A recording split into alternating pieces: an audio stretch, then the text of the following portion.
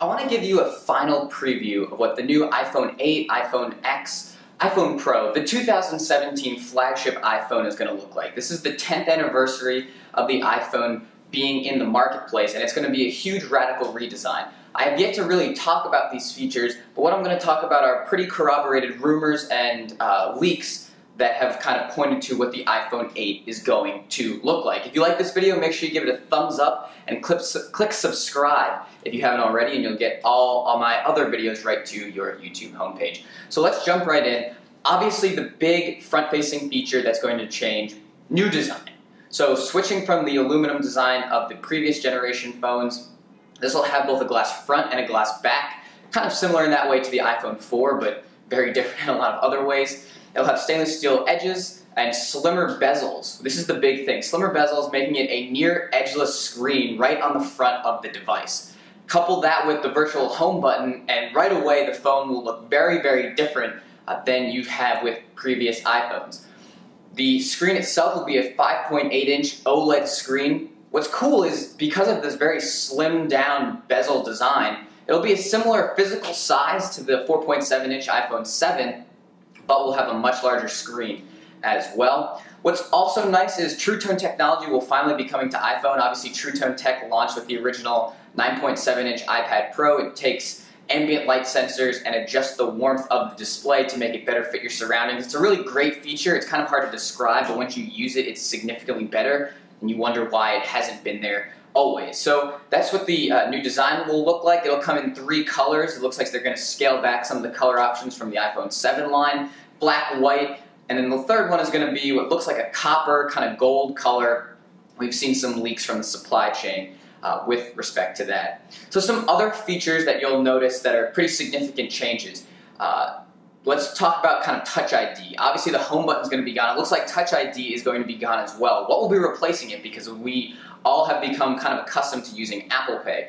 There's going to be a slew of sensors, 3D facial recognition, iris scanning sensors on the front of the device. It'll be very, very fast, and it's going to be designed to basically eliminate Touch ID. What's really nice about this is obviously you think, okay, that's fine, I can unlock my phone, I'm picking it up, but if I'm using Touch ID or laying the device flat, how is it going to be able to authenticate? Well, apparently the technology is so advanced, and I also read a report that Qualcomm's similar tech is years behind Apple's in both hardware and software. But apparently Apple's tech, the phone will be able to lay flat and will still be able to scan your face for authentication. So you'll still be able to use it for all the same tasks like paying with Apple Pay. What's also kind of cool is kind of leaked in some firmware for the HomePod that came out. It looks like the 3D sensors will also be able to detect when you're looking at the device and therefore mute notifications because you're already looking at the phone. You don't need to have those notifications pop up when you're literally interacting with the device already. So that's kind of a cool implementation of this 3D tech. Again, this looks like it'll be very, very advanced and years ahead is a report I read earlier this week from similar Qualcomm offerings that would then theoretically go into an Android device. Other things that'll be changing. Wireless charging, it'll be inductive. I think I have maybe talked about it, or you may have read rumors in the past of a long-range wireless charging option such that the phone, as long as it was within the same room as your charging pad would charge. That's not going to be coming with the iPhone 8. That's still a ways away, but kind of your inductive, place it on a pad and charge will be there, as well as fast charging via a USB-C to Lightning cable. So it looks like this won't actually be shipping in box, although I really, really hope that they do. But it could be a separate accessory, similar to how Apple markets the iPad Pro, requiring you to buy a separate adapter and a separate USB-C to Lightning cable to charge with fast charging. But either way, it'll be supported. Again, fast charging and wireless inductive charging.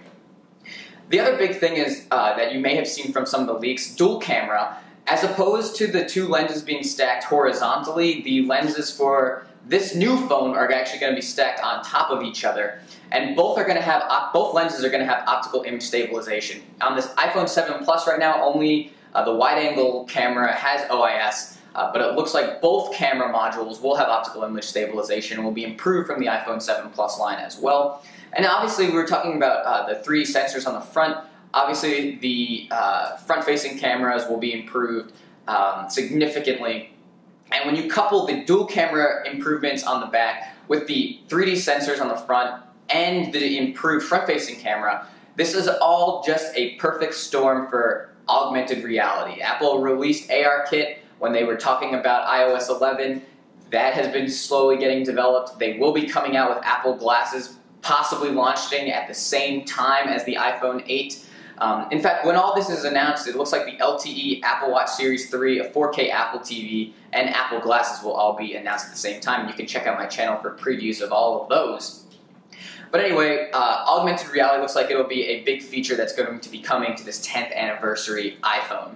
Some other last things I want to wrap up with. It looks like we'll be getting improved IP68 waterproofing, so it'll just be a little bit more water resistant and dust proof than the iPhone 7 line.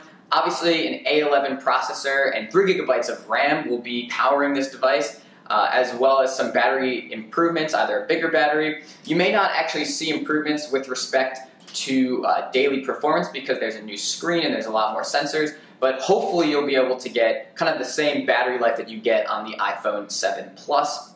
This is going to be announced in the first week or two of September. I expect Apple to officially send out invitations for their press event very, very soon. There's been a lot of speculation on when this will come out, though, because there have been supply chain constrictions. It looks like it'll still launch at the end of September, but will be heavily constrained through 2018. Again, this will be launching at a press conference where they'll also announce an LTE Apple Watch Series 3, a 4K Apple TV, and Apple Augmented Reality or virtual reality, whatever, glasses. If you go to my YouTube channel, youtube.com/TheRevivedOne, you can see some previews on those devices. Make sure you like this video if you enjoyed it and leave some feedback in the comments below on what you think is the most killer feature for this 10th anniversary iPhone. Thanks for watching.